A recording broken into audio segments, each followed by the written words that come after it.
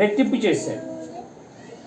ఆ వేడిని తట్టుకోవాలి, లేక మేరకు పైన నుండి దగ్గర పోవడానికి కూడా ఎవరి వల్ల కాదు, అంత భయంకరం. దానికి ఒక మేరకపోతే కూడా ఏమైపోతారంటే మనుషులు కాలి చనిపోతారు. మేరకపోతే కూడా కాలి చనిపోతారు, అంత భయంకరం. అలాంటి అగ్గి గుండం ఏం చేశారంటే బలవంతమైన వారు వేయడానికి వెళ్ళిపోయారు. వాళ్ళు వేసినప్పుడు ఏమైపోయిందంటే వేసిన వారు చనిపోయారు.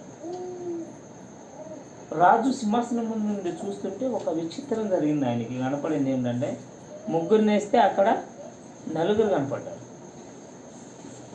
అది మండుచున్న అగ్గిలో, ఇది మామూలు విషయం కాదు, మండుచున్న అగ్గిలో వాళ్ళకి ఏదైతే కట్టేశారో ఆ కట్లు తప్ప వాళ్ళ అంగి కాలేదు, వాళ్ళ యొక్క శరీరం మీద ఒక ఎంటికి కూడా కాలేదు, వాళ్ళ శరీరానికి అగ్గి వాసన కూడా ఉంది.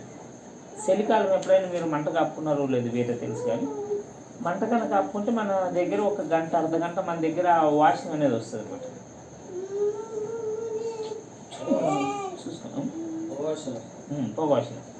చూడండి కింద ఏమంటున్నాడు, प्रतिनिधि, नायब अधिपती, सरदार व राजमंत्री हे तेथे जमले होते.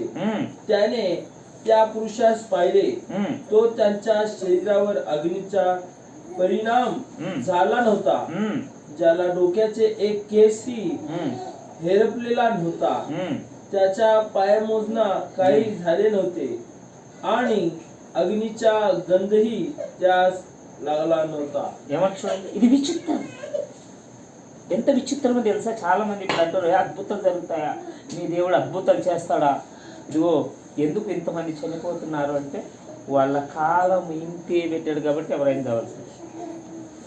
విశ్వాస అయినా అవిశ్వాస అయినా, దేవుణ్ణి నమ్మిన వారైనా దేవుని నమ్మని వారైనా ఈ లోకంలో ఇచ్చిన సమయం వరకు బ్రతకాలి. ఆ సమయంలోపే దేవుని నమ్ముకోవాలి. మన వాక్యం సెలవిస్తుంది ఏంటి?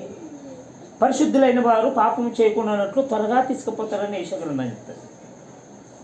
దేవుడు ఒకవేళ మనల్ని వాడుకోవాలంటే ఎలాగైనా వాడుకుంటాడు. ఎన్ని ఇబ్బందులు సమస్యలు వచ్చినాయి. ఇక్కడ కన్నా చూసుకుంటే మనం 27 వచనములు, అధిపతులను, సైనాధిపతులను, సంస్థానాధిపతులను, రాజు యొక్క ప్రధాన మంత్రులను కూడా వచ్చి ఆ మనుషు